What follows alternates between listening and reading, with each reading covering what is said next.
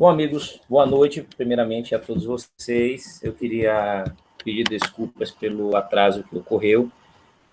Tivemos alguns problemas técnicos, e o professor Oswaldo também, ele deu aula agora à noite na faculdade e acabou com os horários que a gente tinha combinado. Mas, enquanto o professor ele acessa o Hangout, eu vou dar início aqui com o professor Fred Pontes. Esse nosso Hangout hoje, dando continuidade àquela série Revelando o marxismo cultural e a escola sem partido, que é o projeto de lei que foi criado agora recentemente, para que seja feito uma espécie de controle a respeito do que é falado hoje pelos professores em sala de aula. Então, eu queria só, de início, que o professor Fred Pontes pudesse falar um pouco do marxismo cultural oriundo da Escola de Frankfurt, para que a gente possa entender de que forma isso influencia na educação atual. Então, professor, a palavra está contigo. Boa noite, mestre Robson. Boa noite, professor Oswaldo, que já estará conosco. Nós estamos aqui mais uma vez do norte da Bahia, aqui em Juazeiro da Bahia, fazendo esse hangout para esclarecer as centenas de milhares de pessoas que nos assistem temas fundamentais sobre a propositura da vida das pessoas. Mas queria agradecer também a participação muito dadivosa e muito carinhosa de todos os nossos queridos amigos aqui do curso de formação conservadora de Juazeiro e Petrolina. Quero dizer que o sertão resiste, o sertão continua forte.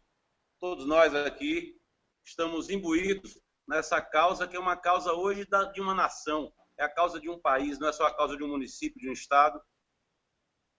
E também, como mostraremos adiante, é uma causa global, uma causa mundial, porque o marxismo cultural, que afeta todas as vidas de todas as pessoas, é uma coisa tenebrosa que no Brasil conquistou um espectro de muita gravidade. Então, quero mandar um abraço para todos vocês, carinhosos aqui de Juazeiro. E nós podemos começar tratando da Escola de Frankfurt, que foi o primeiro tema proposto por você, mestre Robson. A Escola de Frankfurt, como nós havíamos conversado no outro hangout da série Revelando, não é? Foi uma iniciativa de filósofos e sociólogos e psicólogos marxistas a fim de objetivar estrategicamente todo o pensamento gramsciano da revolução cultural. Então, como nós sabemos já disso, foi a Escola de Frankfurt que criou as ferramentas e eles também definiram o modo por onde essas estratégias, objetivamente, iriam penetrar na sociedade. Não é? Essas instituições de ensino, as faculdades e tal, foram lá nos anos 40 os objetos primiciais de toda a maquinação dos próceres da Escola de Frankfurt, não é? Herbert Marcuse, um dos mais importantes membros dessa seita marxista, que é a Escola de Frankfurt, definiu, por exemplo, circunstâncias sensacionais para eles, para objetivar a sanha de controle marxista, que, por exemplo, nós vemos hoje no Brasil, que é a instituição do lumpenproletariado.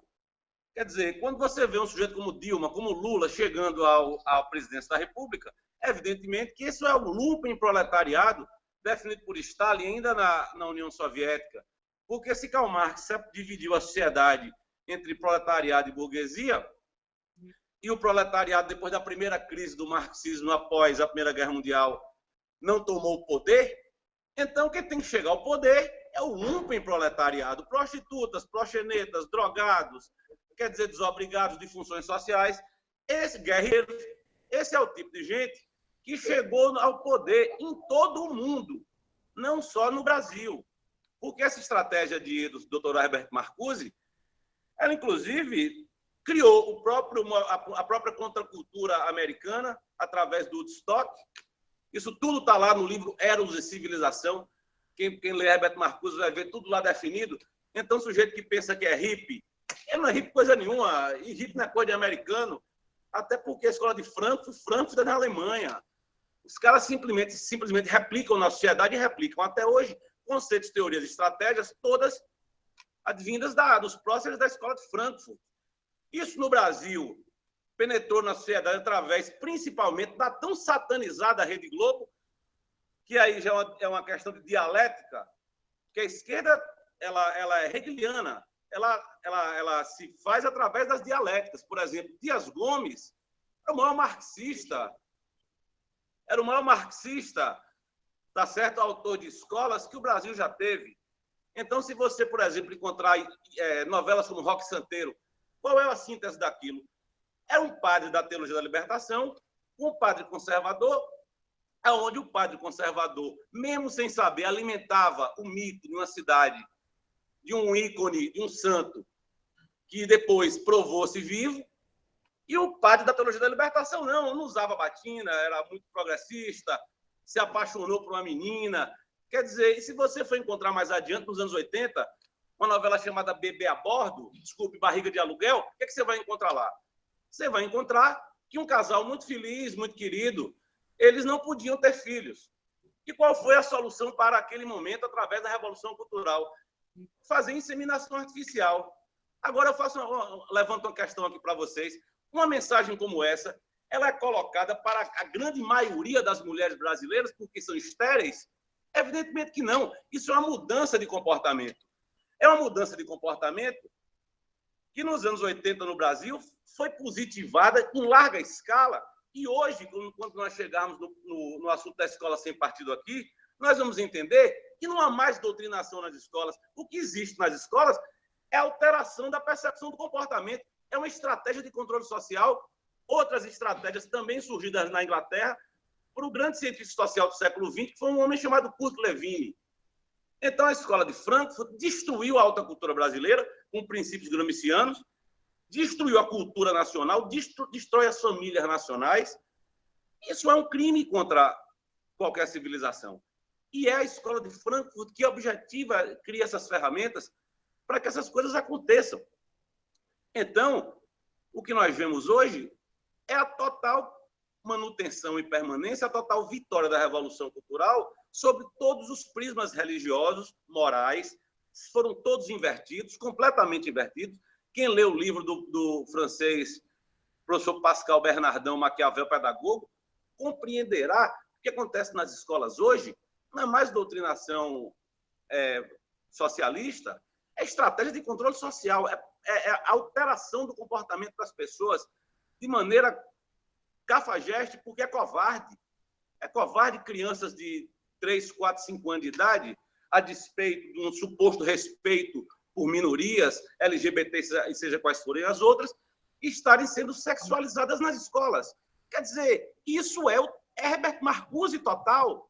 Quando você encontra o PCC, por exemplo, que foi treinado ainda na época da contra-revolução militar, pelos terroristas comunistas que estavam também presos, isso é fácil de constatar, essas informações estão todas no livro do professor Olavo de Carvalho. Quero mandar aqui um abraço ao meu mestre, o professor Olavo de Carvalho, tá certo? A Revolução Cultural. Isso está tudo lá. Nada foi espontâneo, nada na sociedade espontâneo.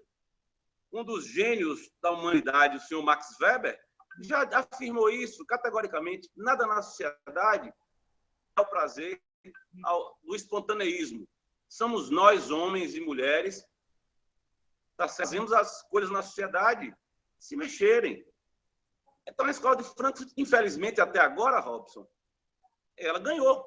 Ela ganhou. Por exemplo, aqui em Petrolina, hoje, então, de Pernambuco, 2 adolescentes de 19 anos de idade foram sequestradas, estupradas e assassinadas. Sabe o que foi que nós vimos na mídia, principalmente no Facebook? Professores universitários e alunos militantes comunistas, todos fazendo manifesto fora Temer, como se Temer fosse culpado do estupro, do assassinato dessas garotas. Quer dizer, é a propaganda gramsciana. Para eles não interessa o fato em si, interessa a propaganda. Quer dizer, se vocês forem observar a imprensa, quem foi que assassinou, o que foi que aconteceu? Não. São todos misóginos, machistas, quer dizer, eles transformam um caso isolado numa percepção de toda a sociedade. Isso é inaceitável para essas pessoas. Isso é um crime. E crime previsto em lei. Não é? Estou entendendo, Fred. O professor Oswaldo, ele fez um contato comigo agora, ele está com uma dificuldade técnica, mas ele já está tentando se conectar. Acredito que a internet dele então, vamos adiante. fez com que ele não se conectasse ainda.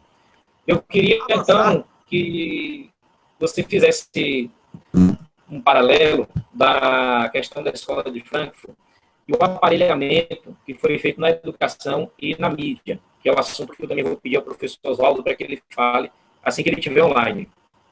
O tema do aparelhamento das universidades, o tema do aparelhamento das universidades e da mídia, isso não é uma coisa do século, não é agora, 10 anos para cá, do final do século XX.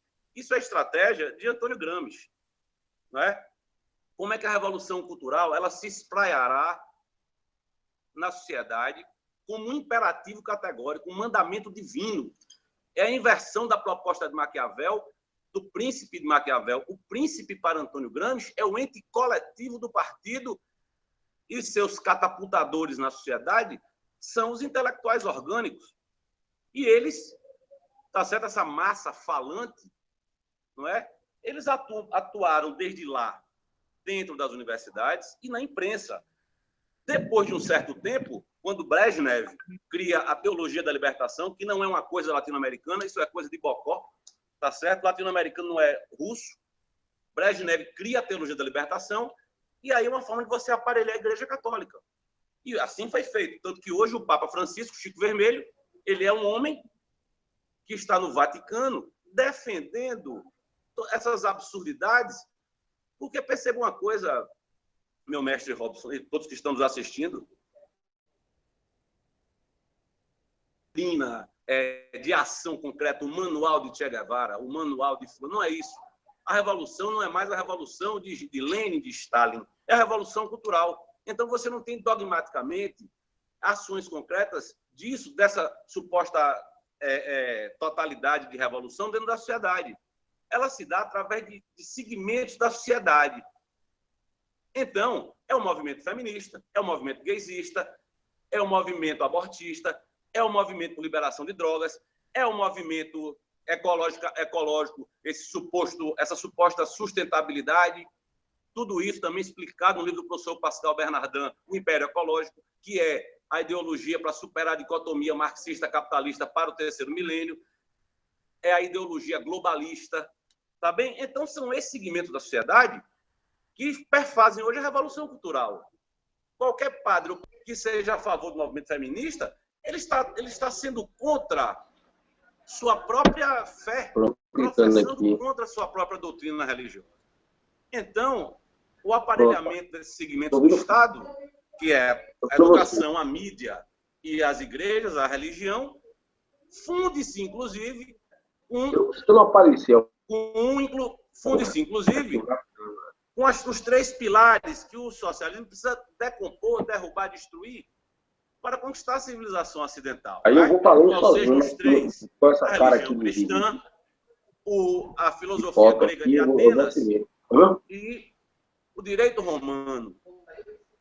Fazendo isso, só para vocês terem uma ideia, já que o professor Oswaldo chegou, para que finalize, só por exemplo, se for aprovado o casamento homossexual, o direito de família rui. O direito de família acaba imediatamente.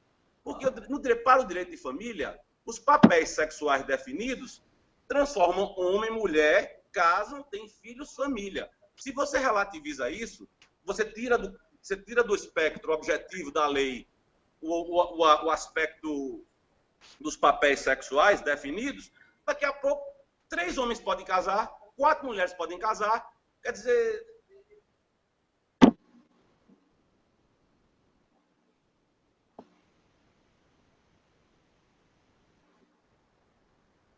livros não chegam no Brasil porque os últimos 24 anos de governos socialistas do PSDB e do PT não permitem isso. Mas nós estamos aqui quebrando essas barreiras com muito afinco.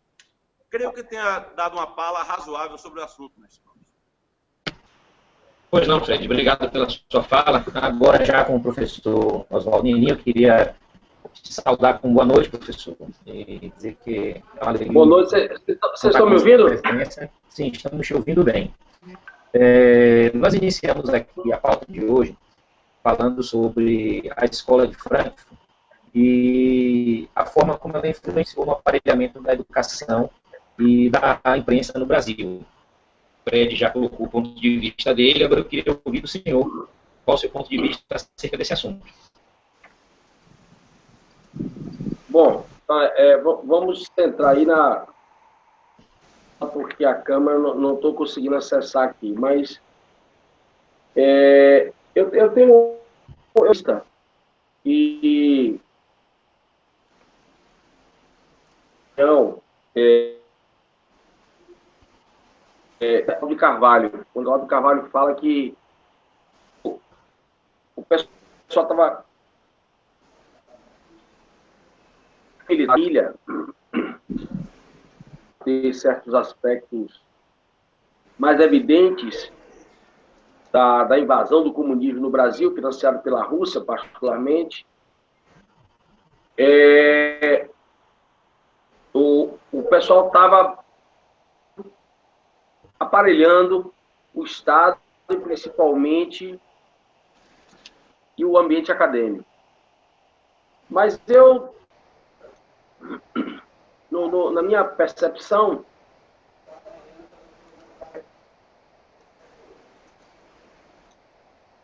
Paulo Farca, a abertura, literalmente, do marxismo cultural no Brasil. Vocês estão me ouvindo, né? Estamos muito bem, professor. Então, por que o Freire, até se interessa, marca a chegada, a abertura, a inauguração do marxismo cultural no Brasil? Porque preparou o Paulo Freire para vir cumprir aqui uma missão, né? Introduzir o marxismo, que já estava no ambiente acadêmico, mas introduzir o marxismo primeiro, segundo grau, que depois se tornou médio fundamental. A universidade no Brasil, ela nasce com o marxismo. Ela nasce com o Florestan Fernandes, o grande mentor do marxismo brasileiro, professor de todos os outros marxistas, como o Fernando Henrique Cardoso, o Guido Mantega, o Serra, e todos os outros, toda essa geração. Quem é que o Florestan Fernandes convida a criar a USP? Né? Exatamente nada mais, nada menos do que o senhor Michel Foucault, um indivíduo difícil de definir, porque fica aí entre a desconstrução de Derrida, um neomarxismo da história de Frankfurt, avesso a qualquer forma de norma moral ou jurídica que a obra dele tenta apregoar. Então, a universidade brasileira, ela nasce com o marxismo. Então, não há que se estranhar que hoje essa universidade ela seja completamente avessa ao pensamento liberal de John Rawls, ao pensamento liberal de Adam Smith, ao liberalismo econômico de Sen. Ela não consegue nem entender o que esses autores têm para passar. Mal, nem se lê esses autores, né? Nasce com o marxismo. Então, a preocupação de Frankfurt, a preocupação da Rússia, não era atingir o ambiente acadêmico, que esse já estava contaminado. A ação do pessoal era alcançar o primeiro e segundo grau, que depois vieram se tornar médio fundamental. E, nesse sentido, Paulo Freire, do marxismo cultural, quando ele, grosseiramente, além de um intelecto refinado, ele aplica todas as técnicas que estão não só no próprio marxismo cultural, de Jorge Lucas, na adaptação de Antônio Gramsci, né?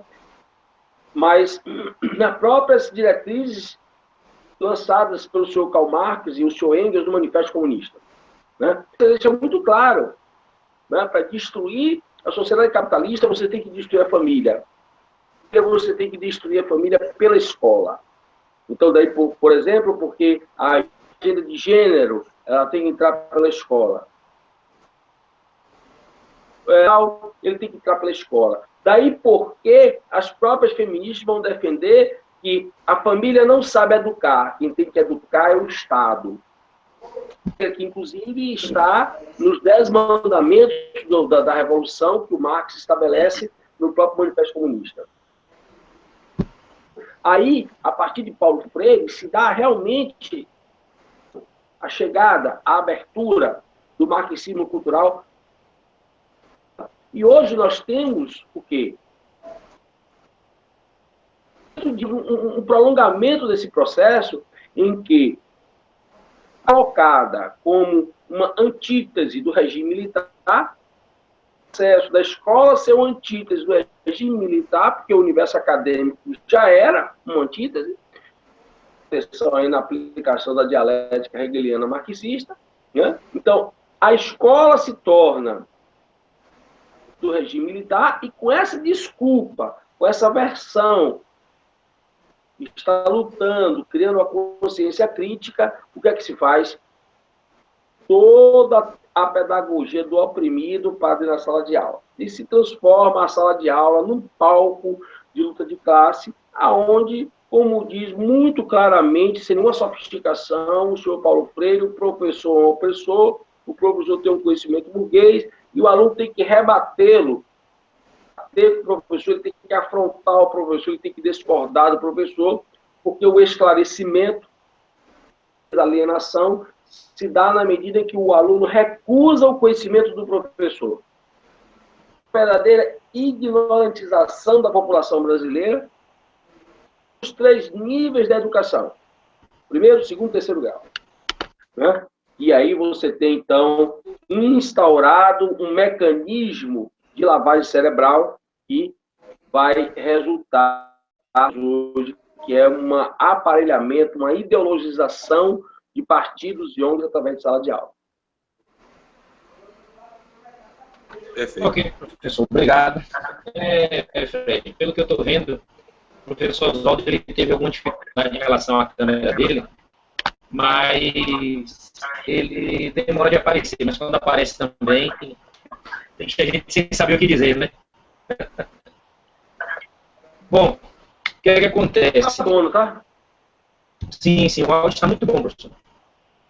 E, assim, depois a gente vai tentar verificar que problema foi que ocorreu com a câmera, mas o áudio estando bom a princípio é o que importa, porque, como eu falei, suas intervenções sempre deixam a gente aqui meio sem saber o que dizer, porque realmente são considerações assim, bastante pertinentes. Bom, eu quero passar aqui para o segundo tópico, eu vou pedir para o Fred falar um pouco sobre isso, e depois o senhor fala também, que é sobre o projeto de lei da escola sem partido.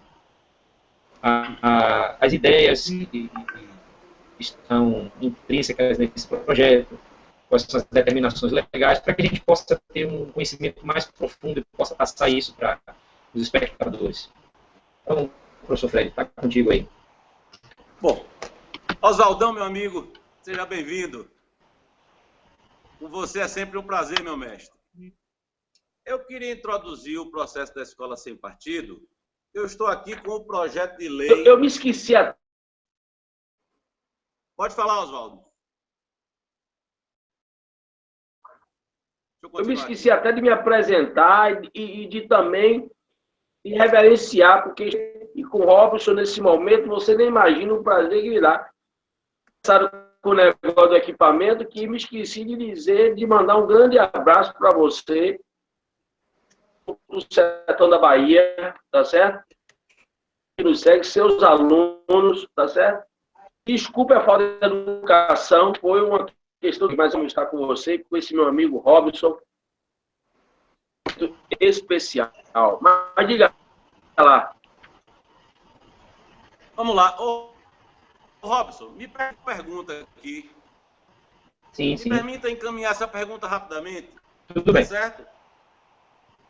O mestre Ícaro Nunes pergunta aqui: Fred, eu gostaria que você esclarecesse o motivo para que todos entendam o porquê do senso comum não ter notado a revolução cultural.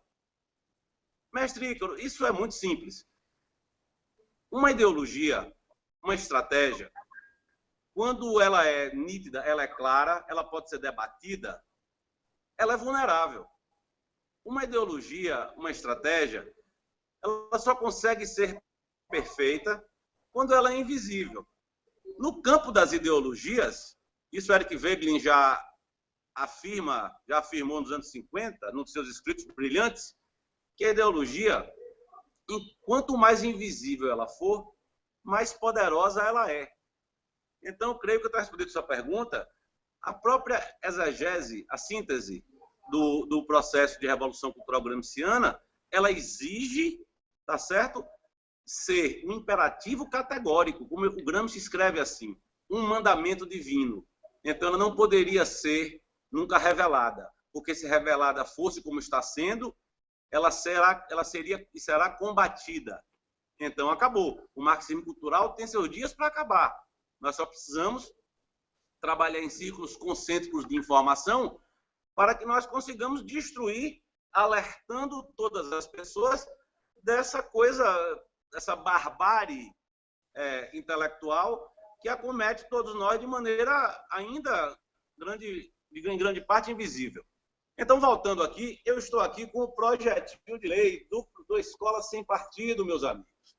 É o projeto de lei número 867 de 2015. Essa aqui foi a cópia que foi encaminhada pelo deputado Isalci para a Câmara dos Deputados. A escola sem partido, evidentemente, é uma necessidade urgente de todos os brasileiros, porque, como eu havia afirmado antes, o professor Oswaldo colocou tão bem, é nas universidades e hoje, através do método freiriano, nas escolas secundaristas e do primário também, que essas ideologias são inoculadas em forma de mudança de comportamento. Mudança de comportamento. Eu gostaria muito de fazer um levantamento. Eu vou fazer esse levantamento nas faculdades de Juazeiro e Petrolina. Eu ainda vou fazer esse levantamento. Eu quero saber quantos alunos entraram em tal período que não fumavam maconha e que depois de um ano ou dois estão fumando maconha. Viraram homossexuais ou qualquer coisa que os valha. Porque é isso que acontece. No momento que eles alteram a sua conduta, quem é que está lá para defender supostamente as minorias? É evidente que são os partidos de esquerda, isso é ideologia pura, isso é gramscianismo total. Então, vamos lá. O projeto da Escola Sem Partido, ela versa exatamente em não criar nenhum tipo de legislação nova. Né? Isso é como se fosse um ressurgimento, um aclaramento de legislações que já existem. Então, os que acusam o projeto Escola Sem Partido inconstitucional, essas pessoas ou são analfabetas funcionais ou são, evidentemente, vinculadas a isso. Porque o Escola Sem Partido não propõe que se deixe de ensinar marxismo para se ensinar, evidentemente, capitalismo. Ela apenas exige, se você apresenta lá Karl Marx, você apresenta Ludwig von Mises. Se você apresenta Jacques Derrida, mesmo que de maneira subreptícia, e Paulo Freire, que você também possa apresentar o professor Olavo de Carvalho, esse gênio da inteligência brasileira que está libertando tantas cabeças e vai libertar o Brasil inteiro, porque é através da inteligência que nós podemos voltar a ser a nação grandiosa que fomos. E como essas estratégias são todas inoculadas nas escolas, o projeto de lei propõe, singelamente, o projeto do Miguel Najib propõe que seja fixada nas salas de aula um papel, um aviso com alguns dizeres. quais sejam eles aqui. É simples, simples, simples, rapaz. Está aqui, ó. A neutralidade política, ideológica e religiosa do Estado, o pluralismo de ideias no ambiente acadêmico, a liberdade de aprender como projeção específica no campo da educação da liberdade de consciência, liberdade de crença, reconhecimento da vulnerabilidade do educando como parte mais fraca da relação de aprendizado, liberdade, educação importante quanto aos direitos compreendidos em sua liberdade de consciência e de crença, direito dos pais a que seus filhos recebam a educação moral que esteja de acordo com as suas próprias convicções. Tudo isso aqui já está na Constituição Federal, na Lei de Diretrizes de Base, tá certo? Está no Pacto Interamericano, no Pacto São José. Então está tudo aí. Não é nada de novo, nada trouxe o Miguel Najib de novo, apenas que deixem as crianças e os jovens terem liberdade de conteúdo para que possam formar sua inteligência, sua cognicência com muito mais força e clareza. Toda essa nossa escola, essa nossa universidade, ela é monista. A cosmovisão que esses alunos, tanto agora ginásio, primário e da faculdade, eles têm uma visão monista de mundo, a cosmovisão monista, só se vê um lado das coisas. Isso, evidentemente, imbeciliza, isso é um crime, porque, na verdade, esses estudantes todos eles são usados como massa de manobra político-militante, ideológico. Nós estávamos tendo aula na Univasf esse final de semana, estavam lá, Levante Popular, grupos de esquerda, tiramos fotos, mandamos para Miguel Najib, montando o manifesto de hoje, negócio de fora Temer, não sei o quê, dentro da instituição pública, com professores pelo meio. Que liberdade é essa? Os professores falam que tem liberdade de expressão. Qualquer pessoa que compreenda a legislação entende que professor nenhum tem liberdade, rapaz, de expressão. Se o professor tivesse liberdade de expressão, um professor de química poderia passar a aula inteira falando de futebol. Tem liberdade de cátedra para ensinar conteúdos dispostos a influenciar ideologicamente os alunos que estão lá de forma cativa. É uma coisa covarde que acontece hoje. Os alunos estão lá porque são obrigados a estar. Inclusive, esse é um absurdo. Eu espero aqui, vamos fazer uma campanha, viu, Oswaldo? Brasil com homeschooling. Porque essa escola brasileira, toda controlada pelo Estado, ela transforma as pessoas todas em meros militantes políticos, rapaz, de movimentos sociais. Onde é que está o grande intelectual? É Vladimir Safat, é Marlena Chauí, é Leandro Carnal? Essas pessoas não sabem de nada. Quando o Leandro Carnal afirmou no Roda Viva e Rede Nacional que o projeto de escola sem partido era um projeto inconstitucional, evidentemente que ele é um idiota. Ou ele não leu o projeto, ou ele é tão canalha que mente em rede nacional. Está aqui o projeto de lei, todo embasado na Constituição, na Lei de Diretriz de Base, no Pacto São José da Costa Rica. Então, isso aqui não é inconstitucional. Isso aqui não é nem um projeto da direita, isso é um absurdo, porque também é vedado no projeto que se excluam, por exemplo, os autores marxistas e coloquem puramente os autores liberais conservadores. Ninguém está tratando disso. Estamos tratando de liberdade de aprendizado, valorizando as inteligências nacionais que foram conspurcadas há décadas e hoje se encontram esfaceladas. O nego não sabe o que é um silogismo, não consegue abrir uma premissa maior, uma premissa menor e fechar numa conclusão. Ninguém sabe mais o que é lógica. Você vê Simone de Beauvoir dizendo que mulher não nasce mulher, é uma construção social. O professor Oswaldo falou de Jacques Derrida, é o desconstitucionismo, quer dizer, todas as instituições da sociedade foram reduzidas a discursos e os discursos são desconstruídos pelo Derrida. Quer dizer, então isso é um absurdo e tudo isso vai nos envenenando. A nossa geração, viu, doutor Robson, nós também fomos vítimas disso. Só que hoje, depois de 24 anos de governo comunista, socialistas, fabianos e revolucionários de PSDB e de PT, a inteligência brasileira foi para o saco.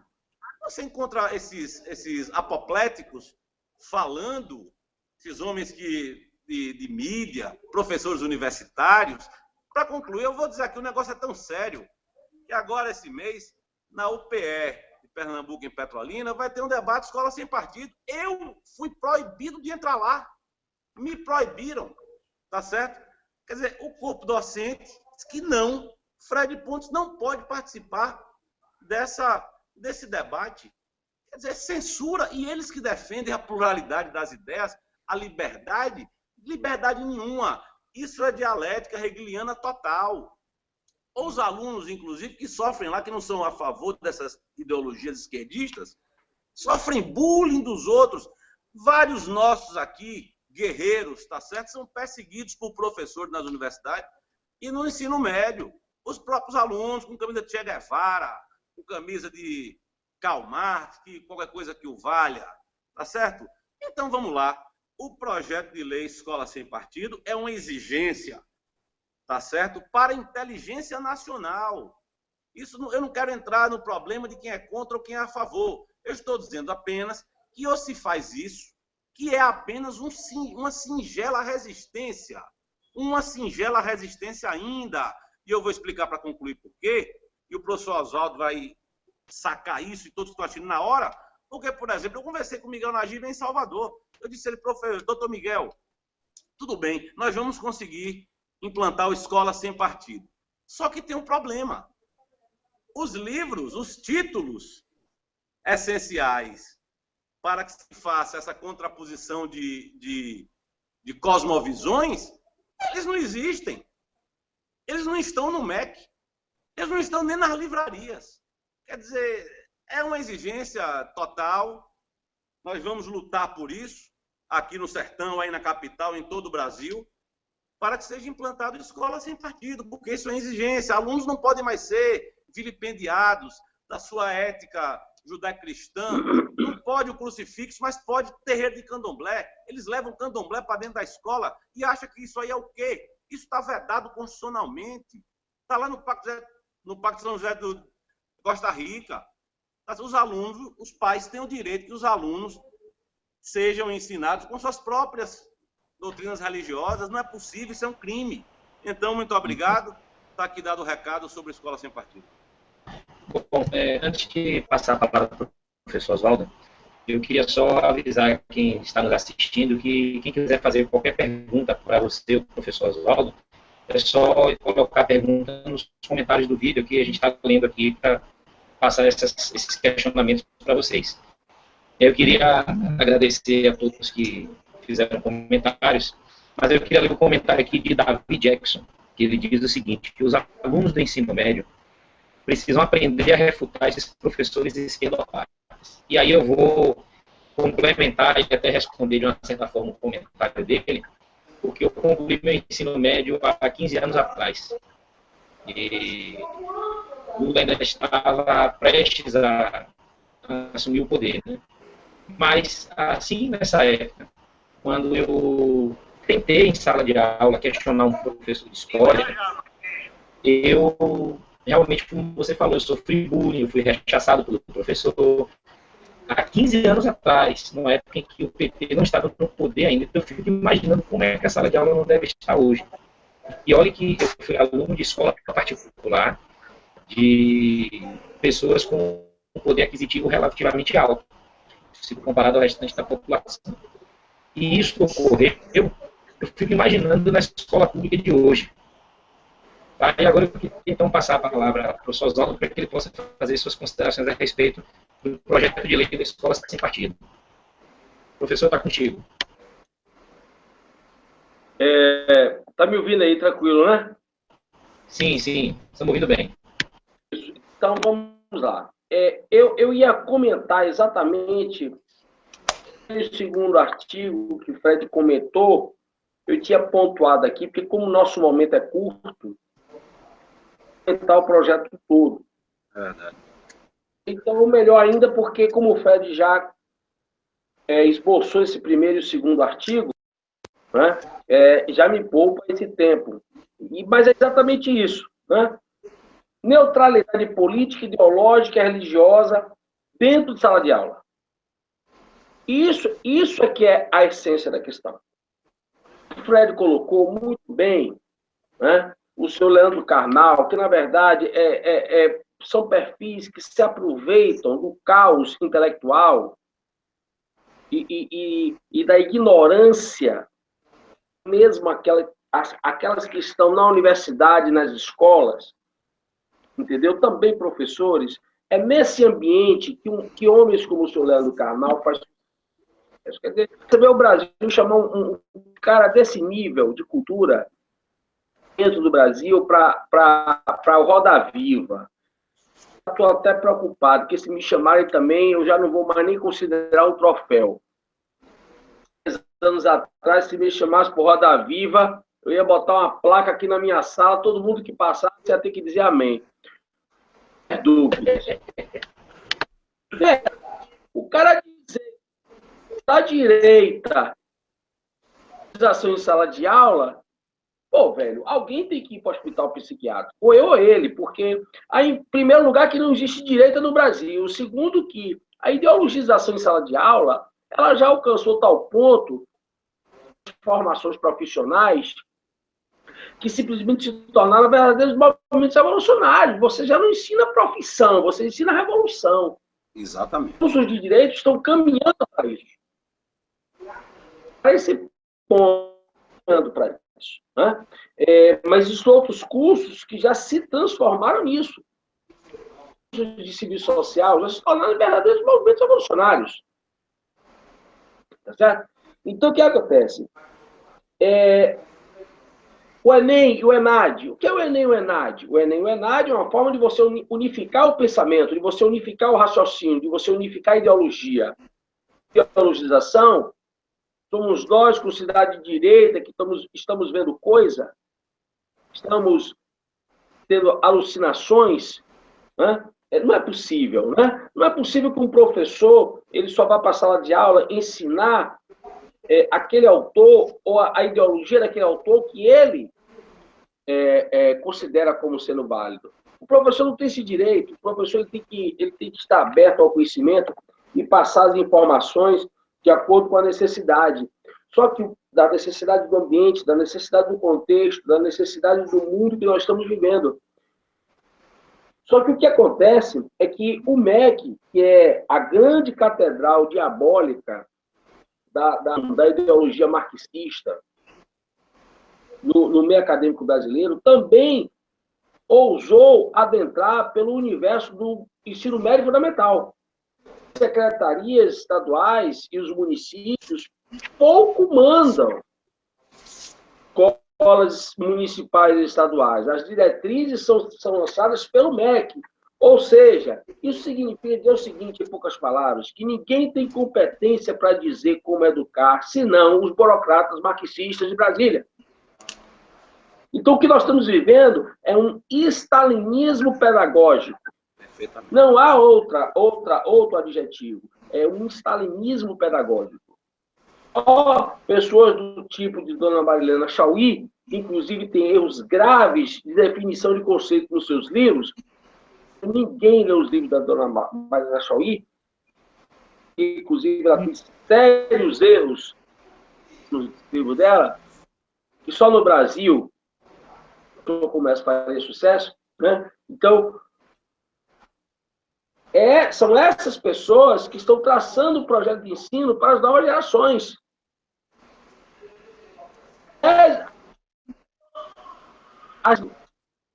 8 estão nos Estados Unidos.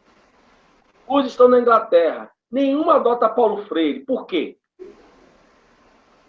Elas querem saber da pedagogia paulo freiriana. Se a pedagogia paulo freiriana é tão boa, as grandes universidades do mundo adotam a pedagogia paulo freiriana. Foi retirada da França. Que mistério é esse? Que mistério é esse que o PISA, que é hoje considerado o teste feito pela OCDE, é considerado a mais gabaritada avaliação sobre qualidade de ensino no mundo. Né? Por que a educação brasileira só tem declínio? Nós estamos em segundo lugar em leitura e interpretação. Então, você vem me dizer que isso não tem nada a ver com a implantação da pedagogia do oprimido em sala de aula. Claro que tem. Paulo Freire mandou tirar o livro da sala de aula. leitura só se for livro revolucionário. E livro revolucionário, ele não trabalha com lógica, ele trabalha com associação, Fred, como você bem colocou. Muito claro, as pessoas só conseguem entender o seguinte: Bolsonaro é... As pessoas não conseguem entender o que foi o regime militar, o que foi a cassação do presidente da República, o que foi a intervenção dos militares. Esse raciocínio lógico as pessoas não conseguem mais estabelecer, porque os cérebros se cansam a partir da primeira leitura, da primeira página de qualquer livro. Só conseguem entender raciocínio associativo e transformar os seres humanos em seres que só têm capacidade de ter raciocínio associativo, é transformar os seres humanos em animais de circo. Técnicas aplicadas de forma mais sofisticada. Essa é a única diferença. É isso que a nossa escola está fazendo. Quem está hoje dominando as escolas municipais, as escolas estaduais no Brasil todo? Os movimentos sociais. Então, se há um baixo nível de rendimento, os alunos que vêm das escolas públicas, dos concursos públicos, vestibulares das universidades federais, a culpa não é outra, a culpa é dos próprios movimentos sociais que acusam a elite branca, mas, na verdade, são os próprios movimentos sociais que estão terminando de destruir o que nunca foi bom.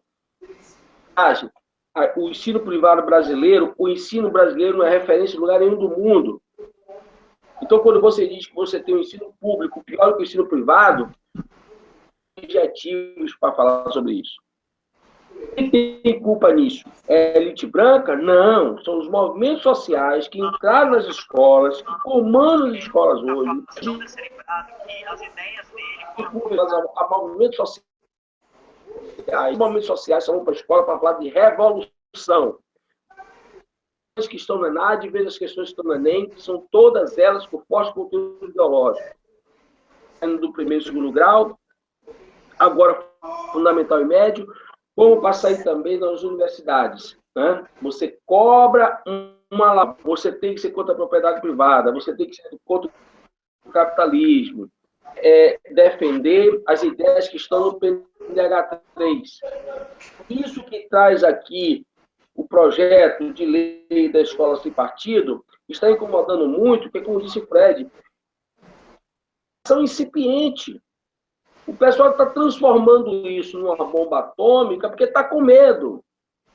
Esse partido é o Bolsonaro da educação brasileira, tá certo? Ela acontece como uma reação natural a pessoas que se revoltam. Seus filhos sendo educados para fazer orgia. Os pais não querem ver seus filhos sendo educados amanhã. Tá certo? Os pais não querem ver seus filhos educados para se vulgarizarem. É isso que os pais não querem. Os pais estão zelando pelos seus filhos. Que haja liberdade religiosa, que haja liberdade intelectual, é exatamente isso que a escola sem partido quer. Porque é exatamente isso que não está acontecendo.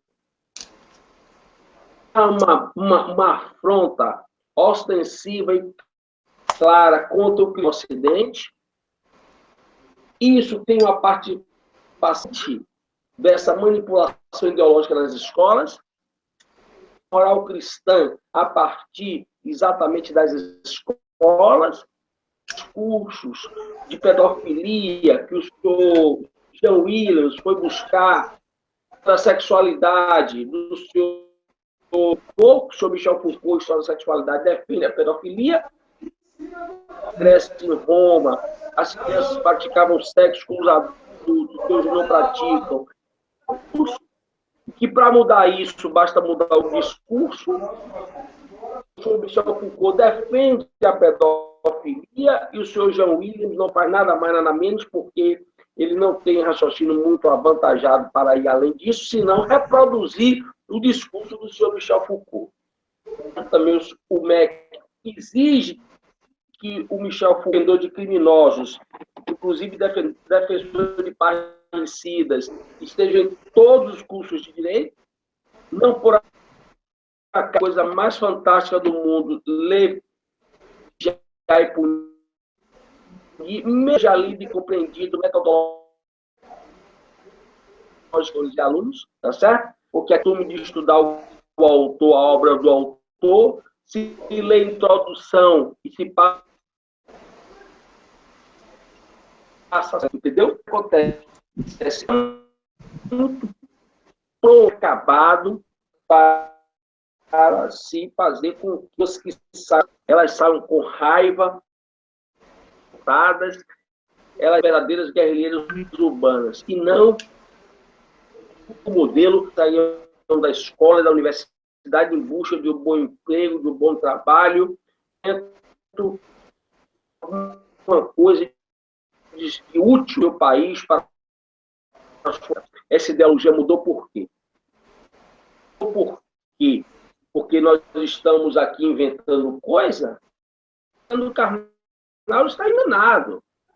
Não chega no dizer que isso é uma delícia, tá certo? Eu acho que ele precisa de um tratamento psiquiátrico, que está conseguindo se aproximar da realidade e faz um sucesso antes. Num país de pessoas que lê um parágrafo de livro, só assim pessoas como ele conhecem. Essa é a minha opinião.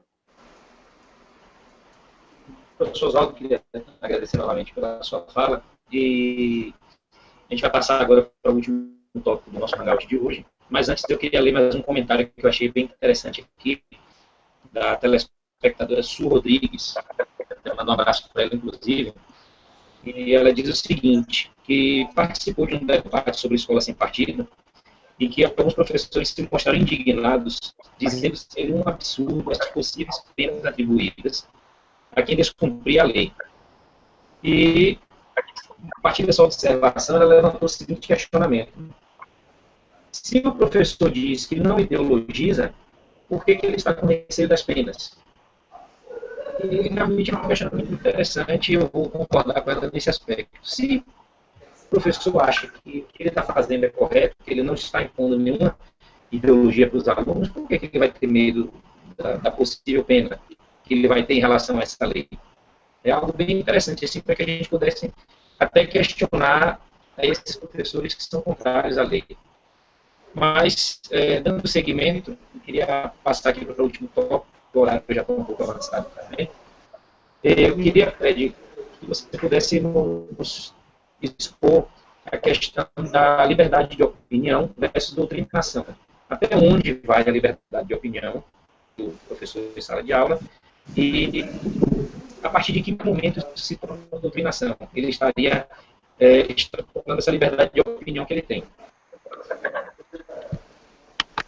Olha, Robson, eu queria, antes de adentrar mais profundamente na pergunta, mandar um abraço aqui para muitos jovens estudiosos que estão nos assistindo. Quero mandar um abraço aqui para Edgen, para Su. Quero mandar um abraço, estou mandando para o mestre Ícaro, para Jadson Ferreira, para Everaldo, também para o Wellington, e toda essa turma brilhante que, com muito afinco, tem estudado e se preparado para trazer de volta o país a sua sanidade intelectual e a sua alta cultura. Sobre o problema e a questão levantada da liberdade de expressão, rapaz, é preciso compreender uma coisa. Nós vamos ter que sair agora, tá certo? Do debate público. Porque, veja, liberdade de expressão, se você for entendê-la como ela hoje ocupa a mídia, nós não vamos responder o cerne da questão. Por exemplo, quem conhece lei entende que para a administração pública só se pode fazer o que se está prescrito, previsto na lei. Então, um professor, ele é um funcionário público. E se a lei diz que ele tem liberdade de cátedra e não liberdade de expressão, Evidentemente é que ele não tem. E que se ele assim o fizer, existem legislações para penalizá-lo. E não é essa aqui não, do Escola Sem Partido. O projeto de lei é apenas um apanhado geral de legislações que já existem. Então, vamos ter que sair desse conceito do debate público sobre liberdade de expressão. O professor não tem liberdade de expressão, não tem. Isso não é mordaça, isso não é nada. Eu expliquei aqui antes e quero voltar a falar sobre isso para os que chegaram depois, que se um professor detivesse essa tão manifestada publicamente liberdade de expressão, um professor de matemática poderia passar a aula inteira discutindo, tá certo, futebol, discutindo beisebol, discutindo belas artes e não matemática. Isso está previsto em lei e, como funcionários públicos, eles só podem fazer o que a lei determina. Isso é o que diz a Constituição Federal. Isso aqui não é a opinião de um conservador. Isso quem diz é a própria Constituição Federal. Agora, explicado esse primeiro encaminhamento, vamos voltar para o debate público, aonde, evidentemente, eu não vou nem encaminhar, porque o professor Oswaldo já fez brilhantemente na sua fala. O que acontece é que, como a revolução cultural, ela não pode ser vista, ela precisa atuar subrepticiamente.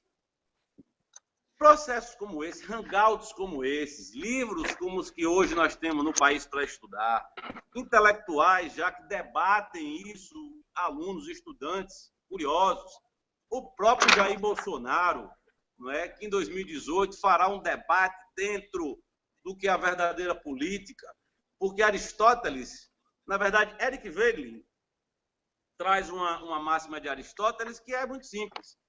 O debate político público, quando ele se dá meramente sobre a administração, é porque a política já morreu. Então, projetos como esse do Escola Sem Partido não visam objetivamente, de forma nenhuma, ser mordaça ou suprimir uma liberdade que não existe. Isso é uma inversão da mentalidade, isso é paralaxe cognitiva. Tá certo? O que é que o professor diz? O professor marxista, esquerdista, diz que esse projeto de lei suprime a liberdade de expressão dele quando ele não a detém. Quando, por força de lei, esse direito a ele não está consagrado na Constituição, ele nem existe. Então, para os que debatem sobre esse tema, isso é uma premissa menor. Nós não podemos debater dessa maneira. Quando alguém disser que o projeto de lei Escola Sem Partido ele suprime uma liberdade de expressão de professor, é mentira, porque essa liberdade não existe. Ela não está consagrada em lei. Nós não podemos entrar nos debates, e eles são muito acalorados, de maneira a não compreender o todo das questões. Temos que estudar, temos que ir para dentro da legislação para saber o que é isso. Liberdade de expressão existe na sociedade. E o Brasil, tá certo? É legatário dessa liberdade de expressão e a garante constitucionalmente para o cidadão. E essa liberdade de expressão não é um direito absoluto, porque, evidentemente, que se eu chego aqui, ou qualquer um de vocês aí que estão assistindo, vão lá e vão detratar alguém, do jeito que presta uma queixa contra você, você vai ser enquadrado na legislação penal, vai ser processado, rapaz. Então, não é um direito absoluto. Essas pessoas pensam que liberdade de expressão é um direito absoluto. Primeiro, para a sociedade, para o cidadão comum, não é. Porque se, por exemplo, eu imputo a você um falso crime, Robson, eu estou cometendo uma injúria. E injúria é uma transgressão tipificada no Código Penal. Sim, claro. Para o professor, essa liberdade nem existe. Ela não existe. Agora, todos nós, sabedores disso, precisamos atentar para outra coisa. O debate hoje em voga no país é o debate do Escola Sem Partido. As gritas, os manifestos, os movimentos sociais são todos contra isso. E isso não nos interessa. Nos interessa participarmos com coragem dos debates e vamos lá desmascarar os professores, rapaz. É por isso que eles me pediram de ir nesse debate, sentar na mesa, mas eu não preciso estar na mesa, não, porque aqui somos dezenas de professores também ao nosso lado, que estudam dioturnamente, jovens, que vão sentar naquela mesa e vão falar isso aqui que eu estou falando e muito mais. Porque as questões políticas acerca dessa malfadada liberdade de expressão para professor, isso, se você for raciocinar dentro de uma lógica cartesiana, eu vou sair da dialética desses caras, que ela não me interessa. Por exemplo, por que é que eu sou contra um projeto, ou então melhor, vou melhorar o status questiones? Por que é que eu, professor, sou contra um projeto de lei, tá certo, que vai colocar objetivamente algo como, por exemplo, a neutralidade ideológica dentro da sala de aula? Meu camarada, eu sou conservador, me considero um homem de direita, eu pessoalmente sou um direitista, tá certo? Eu sou contra isso. Por que é que os marxistas, socialistas, professores, têm essa grita terrível? Porque, na verdade, mesmo ainda sendo incipiente, o projeto de lei Escola Sem Partido suscitou um debate na sociedade ao qual está quebrando os pilares paradigmáticos da revolução cultural. Quebrou a espiral do silêncio, e aqui eu já quero sugerir para vocês, para o senhor, professor, e para você, mestre Robson, que tratemos em um próximo hangout da espiral do silêncio, tá certo? Que isso é um troço fundamental. A espiral do silêncio é a engrenagem, é o coração da engrenagem da revolução cultural. É onde simplesmente cala todo mundo através do senso comum e através do politicamente correto. Então, vamos lá. Liberdade de expressão para professor não existe. Quem afirma isso ou é canalha ou sofre de paralaxe cognitiva. Liberdade de expressão na sociedade é garantida de lei, desde que você não descumpra os preceitos fundamentais individuais prescritos na própria legislação penal. E para concluir sobre esse tema, eu quero trazer mais outro detalhe, que é o detalhe fundamental para todos que estão nos ouvindo, combate, tá certo? Peguem o projeto de lei, está no site do Escola Sem Partido, leiam, está embasado aqui com todas as legislações, convidem o doutor Miguel Najib para a cidade de vocês. Eu espero tê-lo aqui ainda agora, professor Robson e professor Oswaldo, depois desse processo eleitoral aqui em Juazeiro, em Petrolina. Convidem o doutor Miguel Najib, ele não cobra cachê, nada disso, é só preciso a hospedagem e o traslado, a viagem, e vamos fazer esse debate na sociedade. Por quê, professor Oswaldo?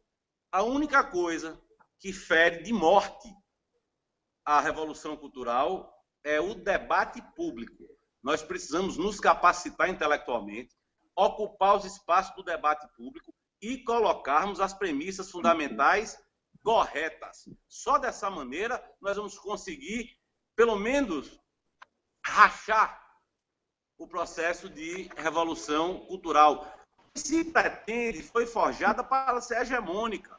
Hoje, essa hegemonia no Brasil, ela está balançada por ações como essas aqui de nós três, do MEPS, do curso de formação conservadora, aqui de Juazeiro e Petrolina, e por todos os outros grandes intelectuais, grandes movimentos, Direita Pernambuco, Direita Minas e todos os outros, para nós colocarmos uma cunha, tá certo, irreversível no processo de revolução cultural. Obrigado, professor Fred.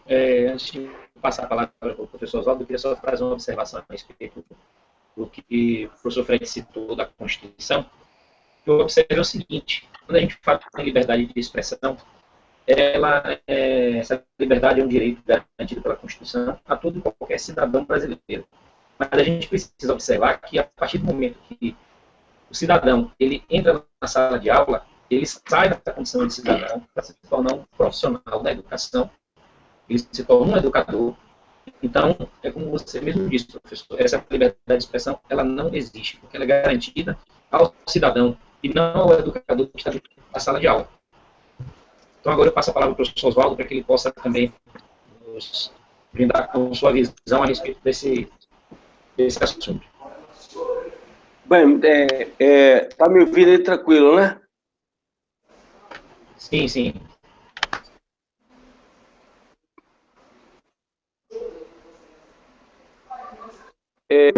São as malastrosas dos cursos universitários brasileiros.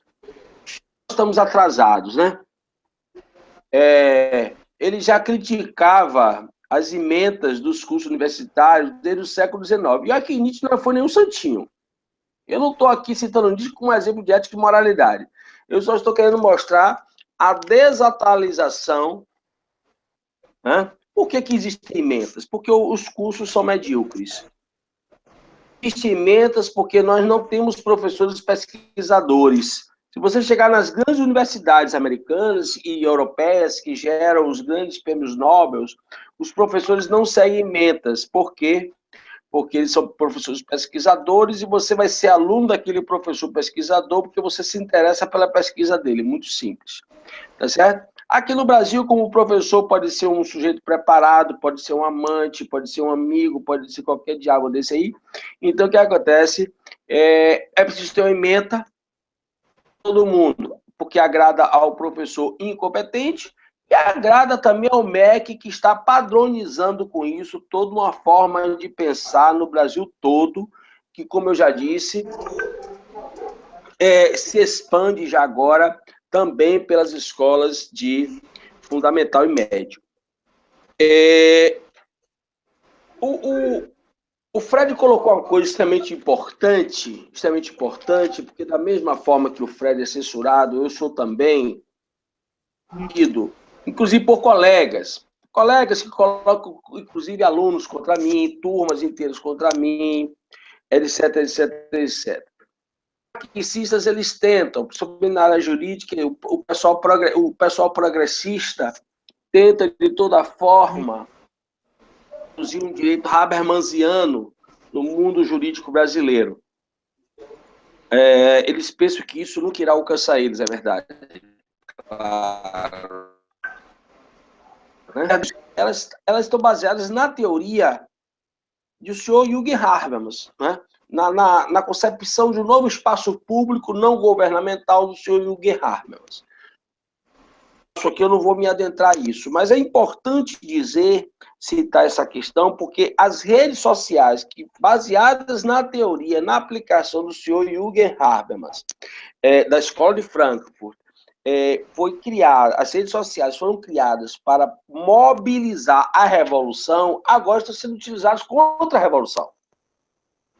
Quando o Fred fala que ele foi censurado no debate, mas ele está aqui agora com a gente, isso é fantástico. Ninguém segura a mim, ninguém segura você, Robson, ninguém segura, porque tem satélite. Leu tudo, entendeu, Miguel? Então, o que acontece? Se você não deixa eu entrar numa sala, problema é seu, meu irmão, você que vai pagar vexame. Tá certo? Escutado pelas pessoas que estão nos seguindo, eu vou ser escutado depois no YouTube. A coisa mais fantástica que tem, eu estou sentindo muita falta disso, alguém falar mal dos meus vídeos no YouTube. Isso me dá um ibope fantástico. Eu aumento minha pontuação no YouTube, meus acessos. Alguém tem que falar mal de mim no YouTube. Acesse meu vídeo e fale alguma coisa. Diga que eu sou incompetente, diga que eu sou ignorante, porque isso aumenta muitos acessos no meu YouTube monetizados. Então, você, marxista, que está zangado comigo, por favor, me ajude me xingando no YouTube. Que o senhor me ajudará a ganhar mais alguns dólares. Aquilo que eles são, né? Na verdade. Exatamente, que é uma teoria leninista, né? Lenin é o inimigo do que você é. Entendeu? Então, eu um apelo. Entendeu? Mas, por favor, me xinguem. Entendeu?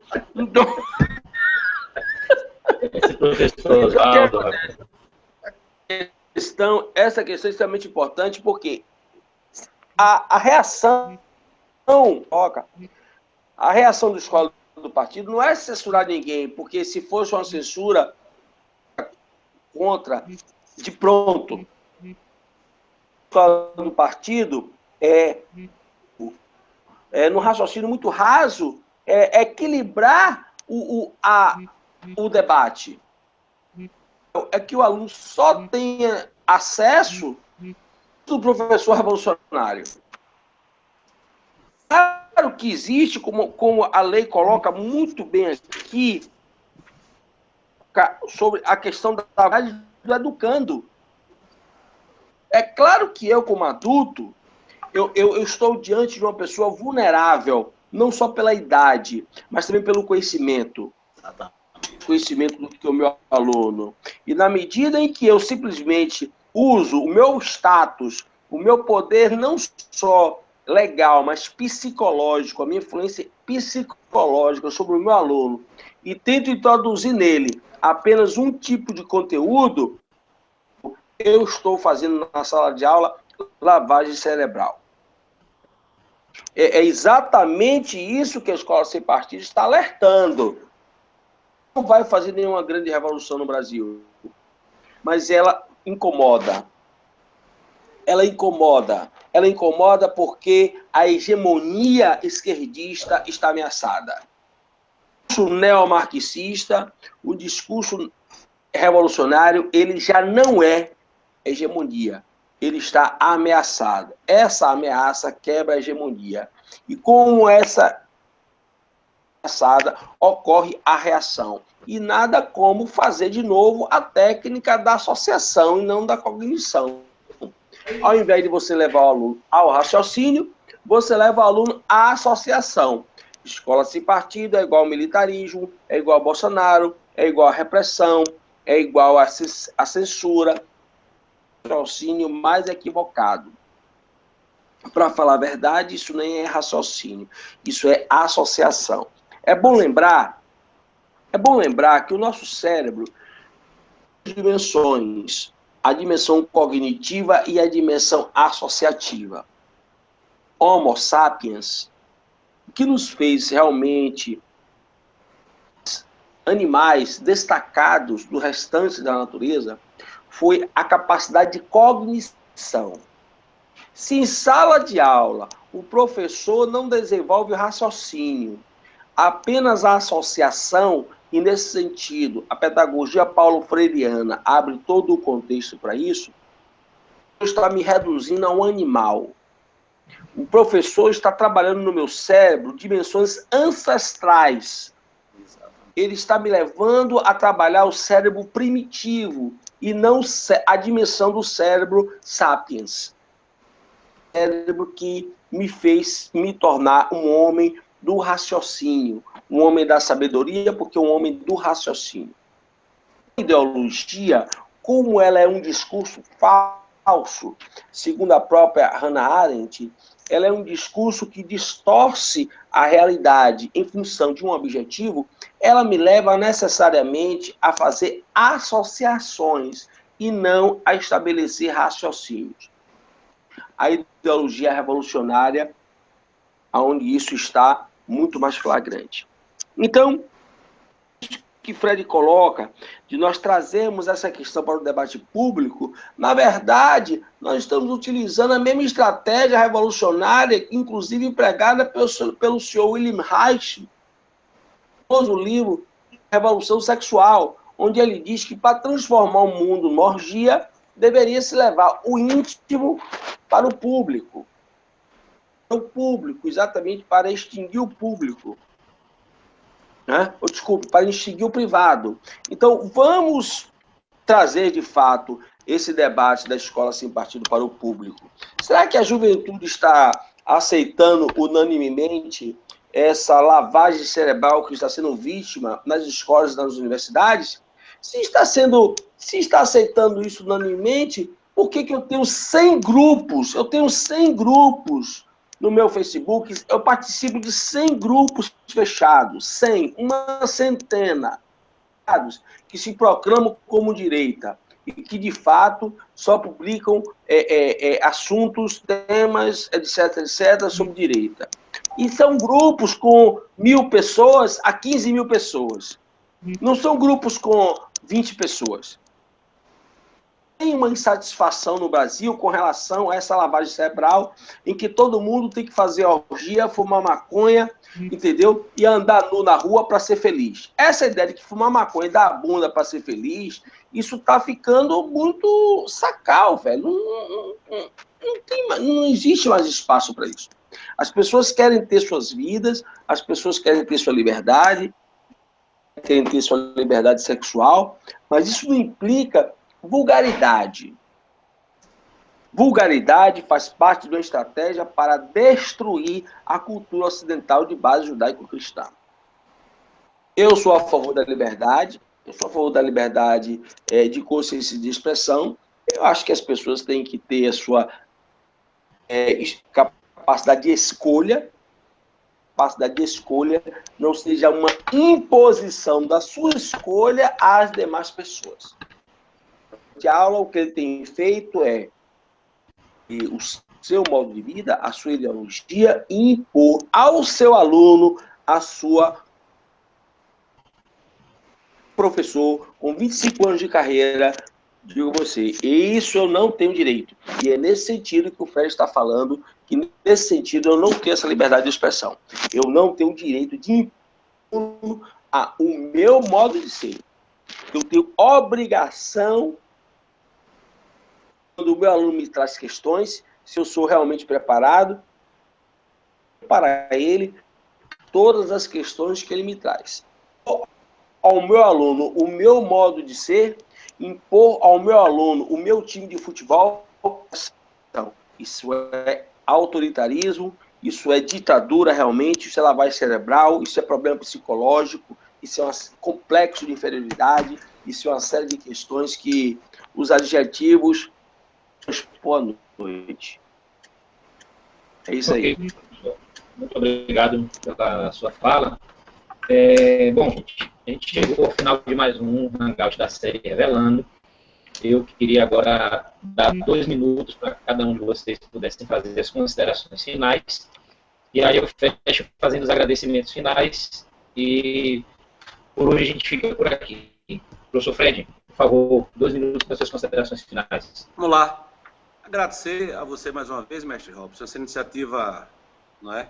Como falou bem o professor Oswaldo no Hangout passado, estamos cortando a Bahia, estamos da capital ao norte, do extremo mar ao rio, ao extremo São Francisco. Isso é importante demais, dialogar com vocês, com você, Robson, o professor Oswaldo, é um prazer imenso, enorme. Vocês são homens de cultura, homens de coragem. Isso é fundamental para mim. Aprendo muito com vocês, fico satisfeitíssimo. Não há nada que me impeça de estar nesse momento com um Hangout com vocês, nada. Qualquer coisa eu mudo e venho para o Hangout. Isso não tenha dúvida. Quero também mandar um abraço para Lucas da Hora, que está nos assistindo, para a Nath, grande amiga, não é? E para todos os jovens, queridos amigos, aqui do curso de formação conservadora, do Vale do São Francisco. Quero dizer a vocês, trazer uma boa nova.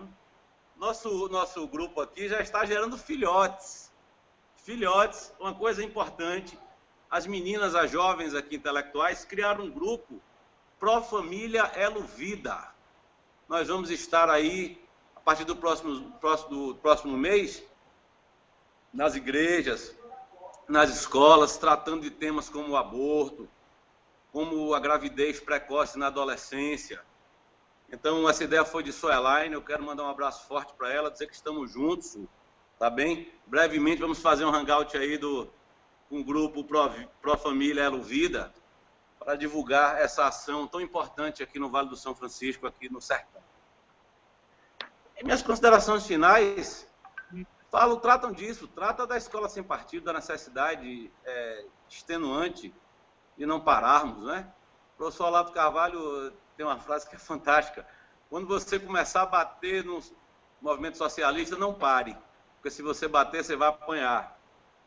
E nós não somos homens de porrada, cacete, violência, não é? Nós lutamos com a força das nossas ideias, lutamos com a força dos nossos argumentos, né? Voltemos sempre à Grécia.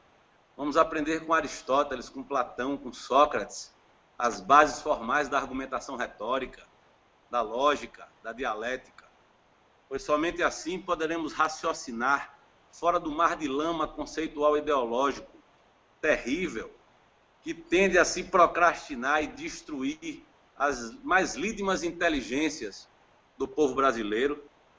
E estamos aqui. Vamos ver qual será o próximo tema do nosso próximo Hangout, estabelecer a data. Esse Hangout já é um sucesso extraordinário, tá certo? Recebi aqui quase 80 perguntas, peço desculpas por não poder fazê-las, mas estão todas guardadas e vamos debater isso aqui no privado do Facebook, no meu próprio WhatsApp, e vou compartilhar com o senhor também, professor Oswaldo, para nós fortalecermos essa rede linear, tá certo? De comunicação e contato direto com as pessoas. Nós somos a resistência aqui na Bahia, tenho certeza disso. Quero dizer a você, Nath, e a você, Lucas, que eu estou indo a Salvador quando terminar esse processo eleitoral para nós montarmos finalmente o curso de formação conservadora em Salvador, não é? Me aguardem que eu estarei com vocês. Vamos fazer um hangout, Oswaldo. Aí eu e você lado a lado com Robson, nós três juntinhos aí na resistência. O sertão resiste. Muito obrigado a vocês todos. Deus acima de tudo. Amém. Muito obrigado. Valeu, Fred. Professor Oswaldo, sua vez agora. Olha, Fred, esse trio, eu, você e Robson, no Hangout, olha a cara dele. Esse trio, entendeu? Era um trio indestrutível, meu irmão. Entendeu? Olha, você nem imagina o prazer que eu tenho de estar aqui com vocês, conversando sobre. É um prazer, é uma honra, é inesquecível, entendeu? Eu me sinto, eu me sinto orgulhoso de estar contribuindo com a minha Bahia, de estar contribuindo com o meu país, com o pouco que eu tenho, difundindo isso, despertando as pessoas.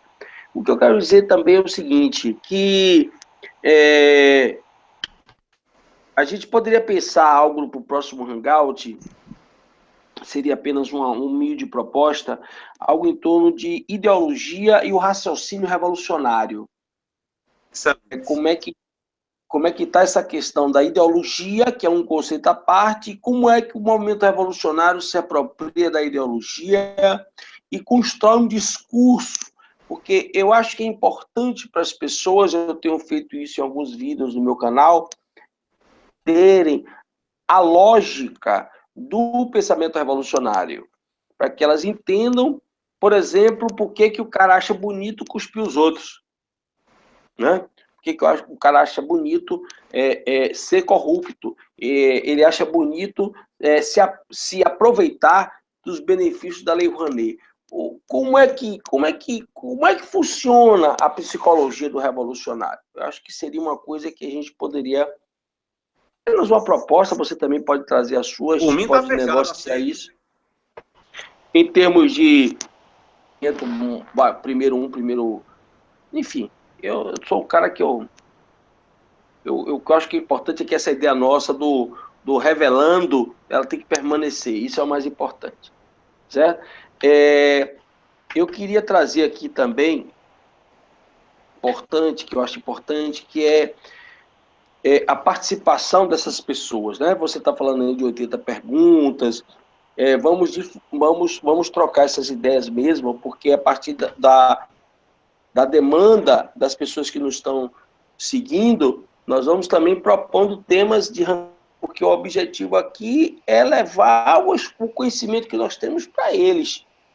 À medida em que eles colocam questões, nós estamos aqui para atender essas pessoas, nós estamos aqui para servir essas pessoas, tá certo? Então é muito importante as perguntas, é muito importante a participação desses nossos seguidores, porque isso não só nos anima, não só nos aponta que estamos no caminho certo, como também nosso trabalho se torna cada vez mais objetivo, tá certo?